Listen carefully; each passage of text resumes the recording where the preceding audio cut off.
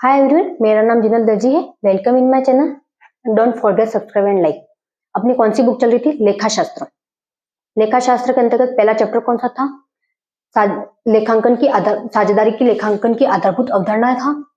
साझेदारी लेखांकन की आधारभूत अवधारणा, accounting for partners, partnership basic concept था। उसके अंतर्गत अपन ने क्या क्या पढ़ लिया था? साझेदारों की प्रकृति पढ़ ली थी। उसके अंतर्गत साझेदारों की डेफिनेशंस थी, ये देख लिया था अपन ने। उसके बाद क्या था? साझेदारी विलेख था। साझेदारी विलेख के अंतर्गत क्या था कि जिस पार्टनर जो जिस वजह से है ना इंटर कर रहा है पार्टनरशिप में, तो उनके नाम, जो जो चीजें थी वो सारी लिखना। अगर लाभ के लिए, लाभ एंड प्रॉफिट के लिए कोई रूल है तो वो सारी चीजें बताना, यही था। अगर उनमें उनमें बाद में कोई प्रावधान हो रहा है या फिर ऐसी कोई चीज थी कि जिस वजह से पता चले कि यहाँ पर ये तो अगर नहीं लिखा हुआ है तब क्या होगा, ये सारी चीजें अपन ने देखी थी। अगर एक्स्ट्रा पूंजी लगाते हैं तब क्या होगा, ब्याज मिलेगा या नहीं मिलेगा, आहरण करते तब इंटरेस्ट देना पड़ेगा या नहीं देना पड़ेगा, ये सारी चीजें अपन ने उसके अंतर्गत देखी थी। ठीक है, उसके बाद क्या पढ़ा था अपन ने? क्या देखा था अपन ने उसके बाद ये देखा था कि साझेदारों के बीच जो विशिष्ट पहलू क्या थे साझेदारी के, ये देखे थे। उसके अंतर्गत अपन ने बाद में देखा था पूंजी खातों का अनुरक्षण देख लिया था। उसके बाद पूंजी खाते के अनुरक्षण में कितनी पूंजी थी? दो टाइप की पूंजी थी, स्थिर और अस्थिर, फिक्स और अनफिक्स्ड। उसके अंतर्गत भी वापस स्थिर में दो थे, दो अकाउंट बन रहे थे। स्थिर का मतलब क्या था? स्थिर का मतलब यही था ना कि जो अमाउंट फिक्स करने के लिए बोला गया है कि इतना अमाउंट फिक्स ही रहने वाला, तो वही था, वही अमाउंट था। और अस्थिर में क्या था? परिवर्तनशील था कि कभी भी अमाउंट निकाल सकते, कभी भी डाल सकते, ऐसा कोई रूल था ही नहीं। अगर स्थिर खाता है तो उसके अंतर्गत कितने? दो खाते बनेंगे, दो खाते बन रहे थे, पूंजी खाता और चालू खाता। और परिवर्तनशील में कितने बन रहे थे? अस्थिर में एक खाता बन रहा था, सिर्फ पूंजी खाता। पूंजी खाता कैपिटल अकाउंट, ठीक है ना। उसके अंतर्गत कैपिटल अकाउंट के अंतर्गत क्या था? कैपिटल अकाउंट में स्थिर में हमेशा डेबिट क्रेडिट रहता था बैलेंस, और उसके अंतर्गत क्या था? क्रेडिट और डेबिट दोनों हो सकता था अस्थिर वाले में, ये देख लिया था। उसके बाद ये भी देखा था कि अपन ने नोट डाला हुआ था वहां पर कि अगर कोई इंफॉर्मेशन नहीं है अपने पास तब क्या करना है कि कौन सा खाता बनाना है, तब कौन सा बनाएंगे? परिवर्तनशील बनाएंगे, अस्थिर बनाएंगे। अस्थिर में भी कैपिटल अकाउंट बनाएंगे। दोनों का इंटेंट जो होती है सेम होती है, बस थोड़ी सी चीजों में डिफरेंट है। इन दोनों का एक ही प्रारूप बनता है वहां पर। इसमें पूंजी खाते में, कौन से? स्थिर में। अस्थिर में एक ही खाता बनता है और अस्थिर में दो खाते बनते हैं। बट स्थिर वाला जो दोनों खाते अलग अलग बने हैं उनको ही मिक्स कर दिया जाता है पूंजी खाते में, अस्थिर में, ठीक है ना। अब इतने तक देख लिया था। अब अपना फिफ्थ टॉपिक है। फिफ्थ टॉपिक है साझेदारों के भी लाभ का विभाजन, distribution of profit among the partners. या था अपन, अब इसका मतलब ये है लाभ का विभाजन। अब कोई भी है ना अपना साझेदारी शुरू कर दी, बिजनेस शुरू कर दी, अब उसमें प्रॉफिट तो होगा ही होगा, ऐसा तो होगा नहीं हमेशा लॉस ही होगा। लॉस भी होगा, प्रॉफिट भी होगा। अगर मैं यूं बोलूं कि मेरे को प्रॉफिट ही लेना है और लॉस लेना ही नहीं, तो ये गलत ही होगा ना। दूसरों पार्टनर्स के साथ क्या होगा? भेदभाव होगा, पार्शियलिटी होगी। तो ऐसी पार्शियलिटी नहीं हो इसलिए ये पहले ही रूल बना देते हैं, बाद में कोई पार्टनर्स के बीच में झगड़ा नहीं हो या फिर है ना पार्टनरशिप के बीच में कुछ भी ऐसी प्रॉब्लम ना आए, इसलिए ये पहले ही ये सारे रूल बना देते हैं ताकि क्या पार्टनरशिप अच्छे से चले और बिजनेस भी अच्छे से चले। तो उसके अंतर्गत है फर्म के सभी साझेदारों में लाभ हानि का विभाजन एक सहमति के अनुपात में किया जाता है। यदि साझेदारी विलेख इस संबंध में मौन है तब फर्म के लाभ एवं हानि को सभी साझेदारों द्वारा समान रूप में वहन किया जाता है। Profit and loss are divided among all the partners of the firm in an agreed ratio. If the partnership deed is silent in this regard, then and the profit and loss of the firm will be shared respect by all the partners. इसका अंतर्गत ये है कि सहमति के अनुपात में, सहमति का अनुपात क्या होता है? सहमति का अनुपात क्या होता है? सहमति का अनुपात ये है, अपन एक एग्जांपल लेके चल रहे थे। कौन सा था? राधा और कौन था? राधा, सुरेश और मोहन। अब मैंने यहाँ पर ये भी बताया था कि किस किस तरीके से ये पढ़ रहे थे, ये देख रहा था किस तरीके से इनका मैंने जो अनुपात था वो बढ़ रहा था। बट इन्होंने बोला कि अपन या तो समान अनुपात में बांट देते, 2 अनुपात में बांट देते हैं, ठीक है। जो भी प्रॉफिट होगा वो 2 अनुपात में बांट देंगे, मतलब जितना भी होगा उतना फिक्स बटेगा, तब ये फिक्स हुआ अनुपात। अगर इसने भी बोला कि अपन पूंजी के अनुपात में बांटेंगे, तब पूंजी इन्होंने लगाई थी मैक्सिमम 2, यहाँ पर 2 लाख थी, यहाँ पर 3 लाख थी, और यहाँ पर 7 लाख थी, तब क्या होगा, यहाँ पर 7 लाख थी तो यहाँ पर जो पीछे वाले जीरो होंगे वो तो कट जाएंगे, और यहाँ पर 3 अनुपात हो गया और यहाँ पे 7, मतलब 2 3 7 अनुपात में बटेगा। ठीक है, अब प्रॉफिट होगा वो भी इसी अनुपात में बटेगा, लॉस होगा तो वो भी इसी अनुपात में बटेगा। क्यों, उन्होंने डिसाइड किया कि हम इस अनुपात में बांटेंगे, तो ये सहमति से, मैं बोला सहमति के अनुपात में किया जाएगा। साझेदारी विलेख में इस संबंध में मौन है। साझेदारी विलेख कौन सा, पार्टनरशिप डीड पढ़ाई थी मैंने, उसमें के अंतर्गत बताया, ये पॉइंट भी आया था क्या, जब साझेदारों के बीच लाभ विभाजन अनुपात होगा तो किस अनुपात में होगा, अगर पूंजी के अनुपात में लिखा होगा पूंजी के अनुपात में होगा, या फिर सम्मान अनुपात में लिखा होगा तो सम्मान अनुपात में होगा। अगर मौन है इसमें साझेदारी तो किस अनुपात में होगा, पूंजी के अनुपात में होगा।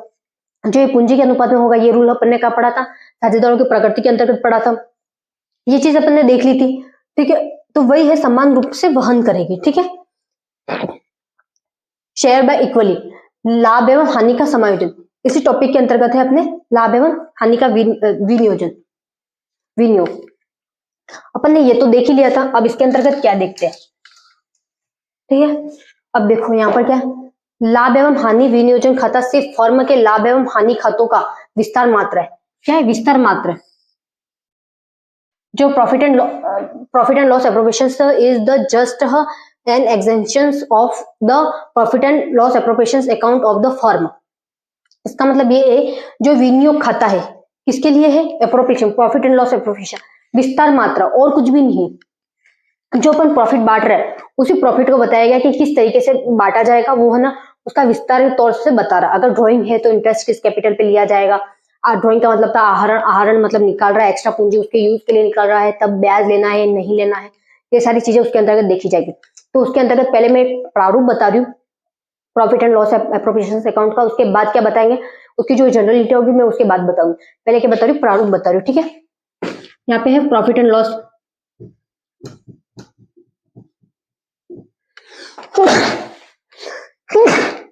सॉरी,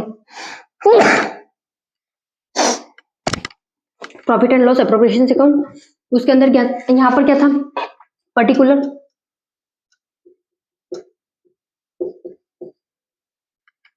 यहाँ पर अमाउंट आएगा, यहाँ पर कौन सा साइड आती है, डेबिट साइड आती है, यहाँ पर क्रेडिट साइड आती है, ये कल ही मैंने बता दी थी। बार बार अगर मैं नहीं भी लिखती हूँ कहीं कहीं इतना ध्यान से निकल जाता है तो आप लिख देना वहां पर डेबिट और यहाँ पे क्रेडिट। ठीक है, मैंने पर्टिकुलर को क्या बोलते हैं, विवरण बोलते हैं, और अमाउंट को क्या बोलते हैं, अमाउंट को तो आप सबको पता ही है। ठीक है, यहाँ पर भी पर्टिकुलर आएगा,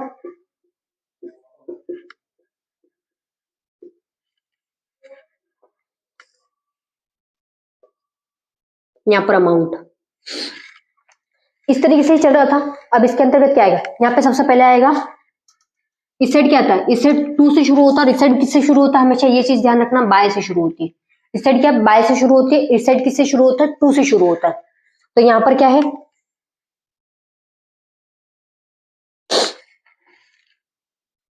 यहाँ पे है प्रॉफिट एंड लॉस, कौन सा अकाउंट है, एक मिनट,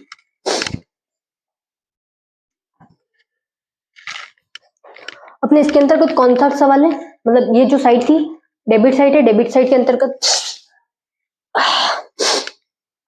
डेबिट साइड थी प्रॉफिट एंड लॉस के अंतर्गत, डेबिट साइड के अंतर्गत क्या था, यहाँ पर लॉस आएगा, क्या आएगा, यहाँ पे इस साइड प्रॉफिट एंड लॉस पहले अकाउंट लिख देते हैं, प्रॉफिट एंड लॉस अकाउंट, यहाँ पर किस साइड आएंगे, लॉस आएंगे, इस साइड क्या आएगा, प्रॉफिट आएगा, bye profit and loss account, यहाँ पर क्या आएंगे, लॉस प्रॉफिट आ रहा है, यहाँ पर जो भी अमाउंट होगा वो आ जाएगा, अगर लॉस का है तो लॉस का आ जाएगा, प्रॉफिट का होगा तो प्रॉफिट का आएगा, प्रॉफिट होगा तो किस साइड आएगा, इस साइड आएगा, और लॉस होगा तो इस साइड आएगा। ठीक है, अब यहाँ है टू इंटरेस्ट ऑन कैपिटल,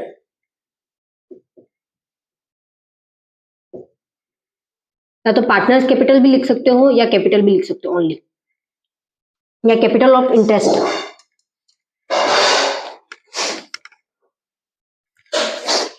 यहाँ पे क्या था अपना, इंटरेस्ट ऑन कैपिटल था, मैं पार्टनर्स कोष्टक में लिख देती हूँ,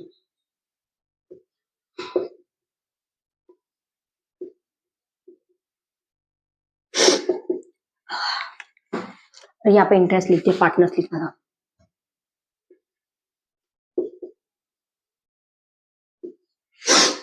तो अच्छा यहाँ पर क्या कौन सा ए पार्टनर होगा वो, यहाँ पर बी पार्टनर होगा वो, ठीक है। जो भी पार्टनर हो गए उन दोनों के अमाउंट यहाँ पे कैलकुलेट हो जाएंगे, फिर उसके बाद जो अमाउंट आएगा वो यहाँ पर आएगा, दोनों का अलग अलग नहीं आएगा, ठीक है। यहाँ पे bye interest on drawing,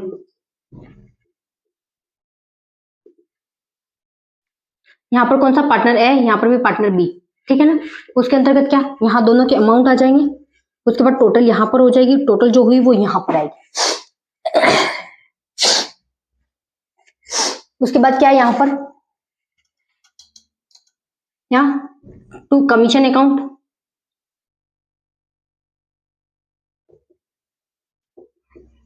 commission account है वो भी किसका, पार्टनर्स का है, तो मैं ये नहीं लिख रही हूँ, ठीक है बार बार।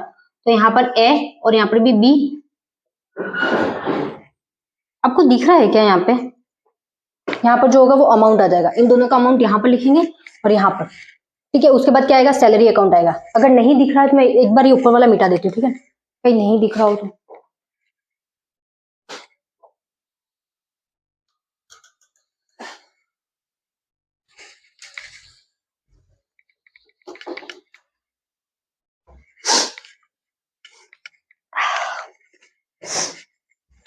अब जो लिख रही हूँ इसकी एंट्री ऊपर लिख रही हूँ, ठीक है, और कुछ भी नहीं, इसकी एंट्री चल रही है अभी तक।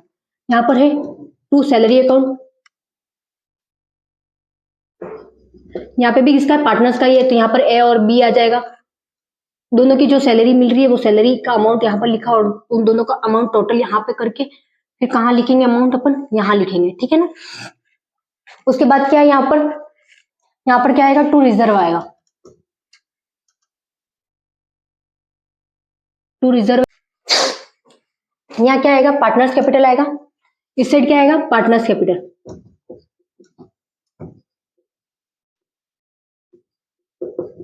पार्टनर्स कैपिटल से आएगा, और या तो फिर करंट अकाउंट आ जाएगा, क्या आ जाएगा, करंट अकाउंट,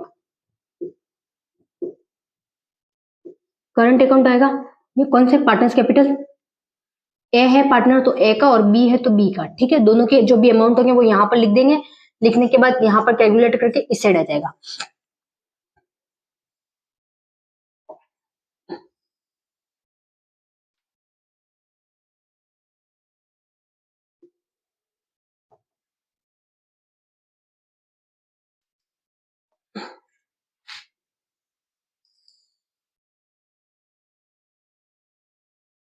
यहाँ पर कौन सा आएगा, प्रॉफिट होगा वो यहाँ पर आएगा, ठीक है, मैं प्रॉफिट यहाँ पर लिख देती हूँ, प्रॉफिट होगा वो यहाँ पर आएगा, ठीक है। अब क्या बढ़ रहा है यहाँ पर, पार्टनर्स कैपिटल्स बाकी है यहाँ पर, बाय पार्टनर्स कैपिटल या करंट अकाउंट, कौन सा आएगा, इससे लॉस आएगा, यहाँ पर ए और यहाँ पर बी, जो भी अमाउंट होगा वो लिख के यहाँ पर आ जाएगा दोनों का अमाउंट। अब यहाँ पर अकाउंट खत्म हो गया, अपना जो भी बैलेंस होगा वो इस साइड आ जाएगा और इस साइड आ जाएगा, ठीक है। तो ये चीज आपको ध्यान रखनी, ये दोनों यहाँ से शुरू हो रहा है, ठीक है, यहाँ से शुरू होकर यहाँ पर खत्म हो रहा है। सबसे पहले क्या आएगा, पर्टिकुलर आएगा, पर्टिकुलर आएगा, यहाँ पे क्या profit and loss appropriation account बना रहे हैं, तो यहाँ पे टू प्रॉफिट एंड लॉस मतलब लाभान्य खाता, यहाँ पर क्या आएगा, लॉस आएगा, यहाँ पर क्या आएगा, प्रॉफिट आएगा, यहाँ पर है to interest on capital, partners, partners की जो है, ठीक है। यहाँ पर ए और बी, और यहाँ पर क्या ड्राइंग है, इंटरेस्ट ऑन ड्राइंग, मतलब जो भी निकाला है आहरण के तौर पर, ड्राइंग का मतलब होता है आहरण, वो भी लिख देती हूँ, आहरण पर ब्याज, और यहाँ पर पूंजी पर ब्याज, किस पर है, पूंजी पर ब्याज, पूंजी कौन सी हो, अतिरिक्त लगाई हो, कुछ भी हो, जो भी होगी वो पूंजी पर ब्याज, किस पूंजी पर ब्याज मिलता है, जो अतिरिक्त लगाई होती है उसी पूंजी पर ब्याज मिलता है, कितनी परसेंट की दर से मिलता है वो आपको पता ही है। टू कमीशन अकाउंट, क्या ए और बी, कमीशन कितनी मिल रही है, सैलरी कितना मिल रहा है, और रिजर्व, ठीक है। उसके बाद क्या है, to profit and loss account, partners capitals के अंतर्गत कौन सा, करंट अकाउंट, यहाँ पर कौन सा प्रॉफिट आ रहा है और यहाँ पर कौन सा आ रहा है, लॉस आ रहा है, ये चीज ध्यान रखनी है, ठीक है। यहाँ पर क्या आ रहा है, लॉस आ रहा है, एक बार स्क्रीनशॉट ले लो। अब ये हो गया, अब अपनी कौन सी इंटरेस्ट चालू होने वाली है, ठीक है, ये खत्म हो गया। इसी के अंतर्गत जो मैंने अकाउंट बताया आपको, ये जो अकाउंट है, इस अकाउंट के अंतर्गत अब यही इंट्रा चलेगी, बट ये इंट्रो में थोड़ा सा डिफरेंट आएगा, ये इंट्रा नॉर्मल तौर पे चलेगी, ठीक है। जैसे यहाँ पे लिखा हुआ है प्रॉफिट एंड लॉस अकाउंट, तो वहां पर कौन सा होगा, profit and loss appropriation account. ये सारी चीजें लॉस होगी तो क्या होगा, प्रॉफिट होगा तो क्या होगा, दोनों के बीच में बताया गया होगा डिफरेंट।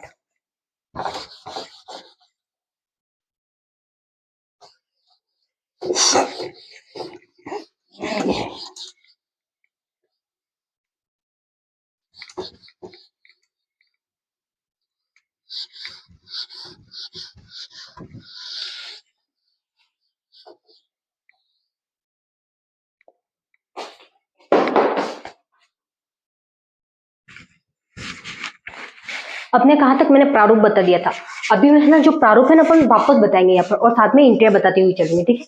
यहाँ पर क्या है, पूंजी पर ब्याज, पूंजी पर ब्याज फॉर इंटरेस्ट ऑन कैपिटल।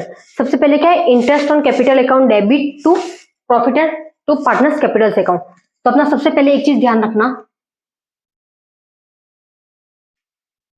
फिर है ब्याज की रकम को लाभानी नियोजन खाते में हस्तांतरण करने पर, profit and loss appropriation account debit to interest on capital account. ये जो भी अपन सेकंड वाली एंट्री होगी, अगर यूं बोल दिया कि आपको फॉर्मेट बना इस तरीके से एंट्री करनी हुई, तब क्या होगा, सीधा इंटरेस्ट ऑन कैपिटल लिख के आएगा, फिर जो पार्टनर्स कैपिटल्स होगी वो लिखी हुई आएगी, तो आपको वो लिखनी होगी, वो सेटअप करनी होगी। बट अगर आपको ये बोल दिया फॉर्मेट बनाना, फॉर्मेट में एक चीज ध्यान रखना, जो सेकंड वाली एंट्री होगी, सेकंड वाली हर एक की चीज में देखना डबल एंट्री हो रही है, हर एक की डबल एंट्री हो रही है। जो डबल सेकंड वाली एंट्री है वो इस साइड आएगी, ठीक है। ये चीज ध्यान रखना, मैं अभी बताती हूँ आपको किस तरीके से होगा। यहाँ पर क्या लिखा था अपने, पर्टिकुलर लिख रखा था, फिर यहाँ पर क्या था, अमाउंट था, फिर वापस से क्या था, पर्टिकुलर था, फिर क्या था, अमाउंट था। ये था, इतना तो था ही अपने, इतना तो बन चुका था अपने, ठीक है। ये मैंने पहले ही बताया था आपको, अभी बनाए कैसे। फिर इसमें क्या आ रही है, सेकेंडरी लाभानी नियोजन खाते में हस्तांतरण करना। तो यहाँ पर बोला है कि profit and loss appropriation account का फॉर्मेट बना, तो फॉर्मेट का ये नियोजन लिखा होगा वही बनाना पड़ेगा, कि कहीं और तो नहीं बना सकते ना। तो यहाँ पर प्रॉफिट एंड लॉस, सबसे पहले यहाँ पर था profit and loss account, to profit and loss था, या इस साइड क्या आ रहा था, लॉस आ रहा था, और इस साइड था आ रहा था प्रॉफिट आ रहा था, by profit and loss account. Profit आ रहा था इस साइड, प्रॉफिट का अमाउंट जो था वो बस शुरुआत यहीं से हो रही थी, ठीक है। उसके बाद सेकंड एंट्री क्या थी, सेकंड एंट्री थी interest on capital. Interest on capital कहाँ था, देख लो, इंटरेस्ट ऑन कैपिटल मैंने अभी बोला, सेकंड एंट्री जो 2 वाली होगी वो इस साइड आएगी, तो 2 यहाँ पर ऑलरेडी लिखा हुआ है। अगर यहाँ पर जो डेबिट है, डेबिट की साइड कुछ नहीं लिखा होता, तो वो क्या होता है, बाय करके इस साइड जाती है। जब अपन ये अकाउंट फॉर्मेट बनाते हैं तब ये चीज ध्यान रखना सबसे पहले। तो यहाँ पर क्या होगा, to interest on capital, to interest on capital account, फिर क्या, ए और बी जो भी पार्टनर होंगे उनका लिख देंगे। फिर यहाँ पर अमाउंट आ रहा था, यहाँ पर अमाउंट आ रहा था, और यहाँ पर दोनों का मिक्स आ रहा था, ये देख लिया। फिर आहरण पर ब्याज किस पे है, आहरण के लिए ब्याज है, तो यहाँ सबसे पहले क्या है, partners capital account debit to interest on drawing account. ये अपने कब जब फॉर्मेट नहीं बोला होगा तब नहीं बोला होगा, सिर्फ सवाल करो, जनरल प्रविष्टियां दे के रखी होगी, तब जनरल प्रविष्टियां आपको करनी पड़ेगी इसके अंतर्गत। या फिर यूं हो गया कि जनरल प्रविष्टियां आपको दे के रखी, फॉर्मेट तैयार करना, तब इस तरीके से आपको ये जनरल प्रविष्टियों का फॉर्मेट तैयार करना होगा। या फिर फॉर्मेट है तो फिर आपको इसमें कन्वर्ट करना पड़ेगा। वो जो भी क्वेश्चन होगा उसके ऊपर डिपेंड करता है कि किस तरीके से क्या करना है। या फिर उसमें लिख के रखा होगा, पूरा फॉर्मेट भी बना होगा, उसमें कुछ बताया होगा कि ये इस पे इतना है, तो उसमें कोई प्रावधान होगा वो करना होगा आपको, ठीक है। यहाँ आहरण पर ब्याज तो क्या है, partners capital account debit to interest on drawing account. फिर है आहरण पर ब्याज को लाभानी नियोजन खाते में हस्तांतरण करने पर, कहा नियोजन खाते में, यहाँ पर हस्तांतरण हो रहा, तो वो अपन प्रॉफिट एंड लॉस जो एप्रोप्रिएशन अकाउंट बना रहे फॉर्मेट, तो उसके अंतर्गत जाएगी। यहाँ क्या है, इंटरेस्ट ऑन ड्रॉइंग अकाउंट, तो इंटरेस्ट ऑन ड्रॉइंग कहाँ जाएगा, इस साइड चला जाएगा। ऊपर क्या आ रहा है, इंटरेस्ट ऑन ड्रॉइंग आ रहा है ना,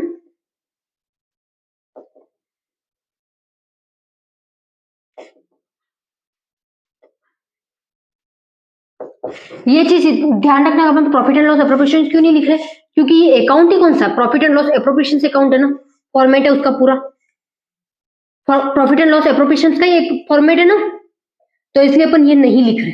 इतनी चीज ध्यान रखना सबसे बड़ी बात। तो फिर क्या है, प्रविष्टि दोनों को मिलाकर एक करनी है, 3 व 4 को प्रविष्टि को मिलाकर एक किया, तो partners capital account debit to profit and loss appropriation account, ये भी एंट्री आपको करनी पड़ेगी उस टाइम।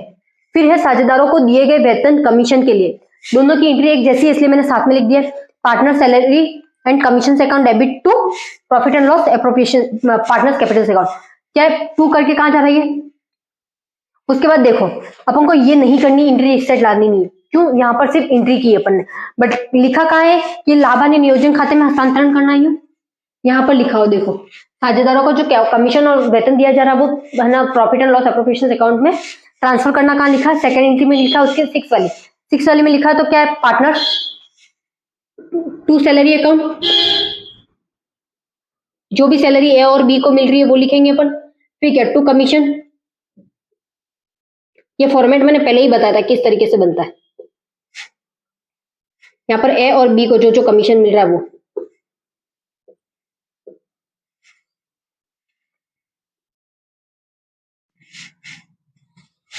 ये हो गया। उसके बाद क्या है? यहाँ पर संचय खाते में हस्तांतरण के लिए, संचय खाते में सीधा वहां लिखा हुआ हस्तांतरण के लिए एक ही एंट्री है, to profit and loss account debit to reserve account. यहाँ पे लिखा हुआ रिजर्व और रिजर्व फंड दोनों एक ही है, तो to reserve account,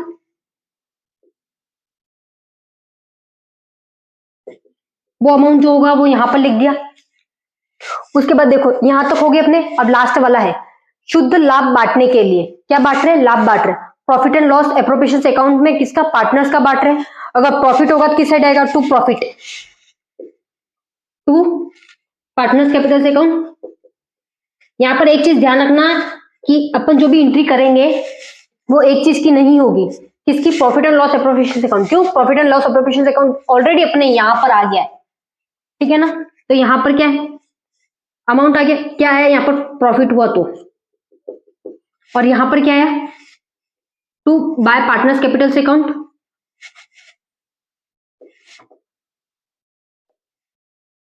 by partners account. कौन सी आई? यहाँ पर लॉस होगा वो आएगी। ये दी हुई है यहाँ पर शुद्ध हानि को बांटने के लिए। शुद्ध हानि के लिए बांटने के लिए क्या?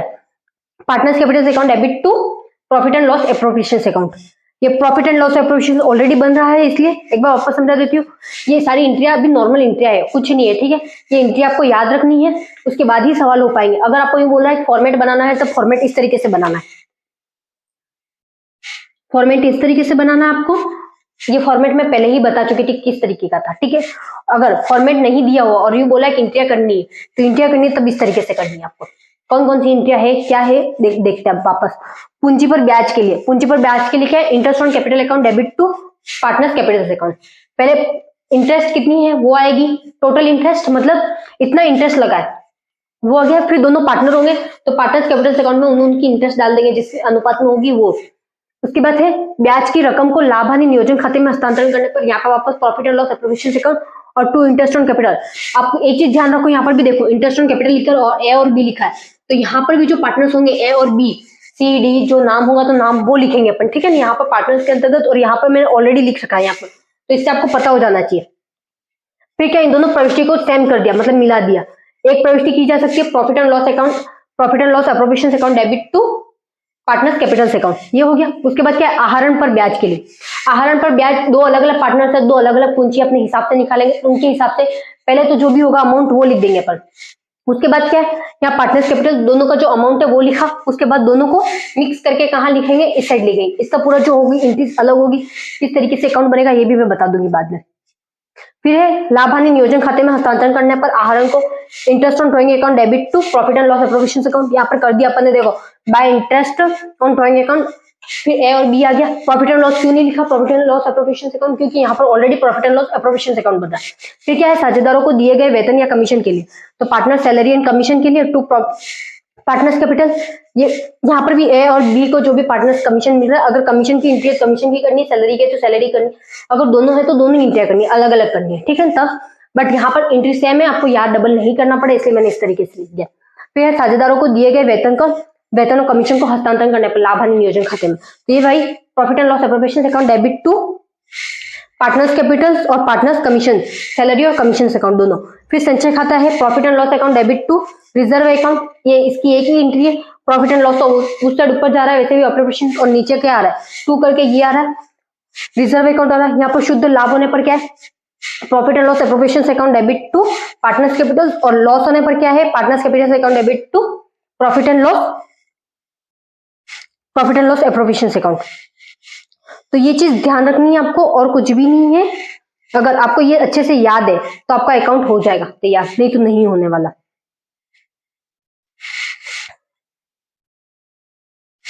ठीक है ना।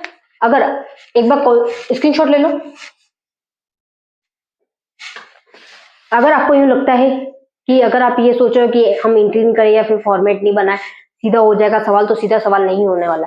मैंने अभी एक चीज की मिस्टेक देखी है यहाँ पर कि अपन जो सवाल कर रहे हैं, अपन अब बोर्ड है, बोर्ड पे क्या होता है कि बार बार मिटा के कर सकते हैं अपन, बट वापस वो जो पीछे वाला है वो नहीं ला सकते अपन। तो मैं यूं सोच रही हूँ जो सवाल होंगे वो नोटबुक में करवाऊं। नोटबुक से क्यों, अपन वापस से पेज पलट भी सकते हैं। यहाँ पे मैं जो भी कर चुकी हूँ वो वापस से पलटा नहीं जाएगा। जैसे अभी मेरे को ये वापस से मैं चाहती थी सीधा पुराना वाला करके बता सकती थी, बट पुराने वाला करके नहीं बता पाई, तो उस वजह से क्या प्रॉब्लम हो रही है। तब अब जो सवाल आएंगे तो अपन किस में करेंगे, कॉपी में करेंगे, ताकि आपको भी प्रॉब्लम नहीं हो, आगे पीछे देख सको, और उसके बाद जो बोर्ड पे बताने लायक होगा मैं वो बोर्ड पे बता दूंगी। ठीक है। और आपको इसके बाद भी कुछ हो कि हमें समझ में नहीं आया, हमारे टाइम में तो क्या होता था, हमें जब सर पढ़ाते थे तब हमें सर सीधा बता के चले जाते थे कि ये है खत्म, उसके बाद हमें वापस समझाया भी नहीं जाता था किस तरीके से हुआ, कुछ भी नहीं, हमें सीधा यही बोला जाता था खुद पढ़ लो। उसके बाद हम पढ़ने बैठते थे, हम वापस सर को पूछने चाहते तब भी हमें सॉर्ट आउट करना पड़ता हर सवाल, वो हमें बताते ही नहीं। हमने गवर्नमेंट में जो भी होता है वो उस तरीके से ही चलता है, या फिर बहुत जन के होते हैं जो टीचर बता देते हैं। तो ऐसी बहुत कम स्कूल से होती है जहां पर टीचर अच्छी तरीके से बताते हैं, या फिर आपको ही डिटेल से पढ़ना पड़ता है, यही कहा जाता है। क्योंकि आप 11th-12th में आ जाते हैं तो उसके बाद क्या होता है कि आप तो बड़े हो गए, आप समझदार हो गए, आपको एक बार बताने पर ही पता चल जाएगा, ये सीन रहता है। बट हमारे एक टाइम क्या था कि सर भी है ना, सर की एज हो गई थी जिस वजह से वो है ना मतलब बहुत कम आते थे, कभी कभी रीजन की वजह से या कभी उनके कोई पर्सनल रीजन की वजह से नहीं आ पाते थे, तो उनका सिलेबस भी पूरा नहीं करा पाते थे। तो जितना सिलेबस होता था वो हमें खुद पढ़ना पड़ता था। तो आपके इस तरीके से ना हो, और आपको तो और भी अच्छी बात है कि आपको यूट्यूब मिल रहा है। उस टाइम यूट्यूब पे भी इतनी क्लासेस नहीं होती थी, या हमारे पास फोन अवेलेबल नहीं थे, हमें घर वालों ने फोन नहीं दे के रखे थे उस टाइम। तो घर में क्या होता था, फोन एक ही रहता था। अब तो सबके पास फोन रहते हैं, तो बहुत अच्छी बात है आपके लिए। आपको किस तरीके से करना है, फोन में कम दिमाग लगाओ, थोड़ा सा दूसरी जगह लगाओ दिमाग। फोन में भी, फोन में सीखने लायक बहुत सारी चीजें हैं, बट आप वहां चीजों में फोन यूज मत करो जहां पर आपको नहीं करना है। बहुत सारे बच्चे ऐसे हैं कि जो जहां पर नहीं यूज करना वहां पर फोन यूज करते रहते हैं, तो ये चीज ध्यान रखना। और अभी भी आपको कोई हो कि इसमें सवाल में समझ में नहीं आया तो आप मेरे को बता सकते हो, मैं आपको वापस से रिटर्न बता दूंगी। और अब से मेरे को ये बताना कि अपन सवाल है ना कॉपी में करें या फिर है ना नोटबुक में करके बताऊं मैं आपको सही तरीके से, या फिर बोर्ड पे ही करें। बोर्ड पे करेंगे तो क्या होगा, प्रॉब्लम होगी और कुछ भी नहीं। आप मेरे को ये चीज का भी कमेंट कर देना ताकि मेरे को भी याद पता चल जाए कि आपको किस तरीके से पसंद है। ठीक है, नोटबुक में करना, नोटबुक के थ्रू बताओ तो, या फिर बोर्ड पे बताओ। Okay, bye and don't forget subscribe and like.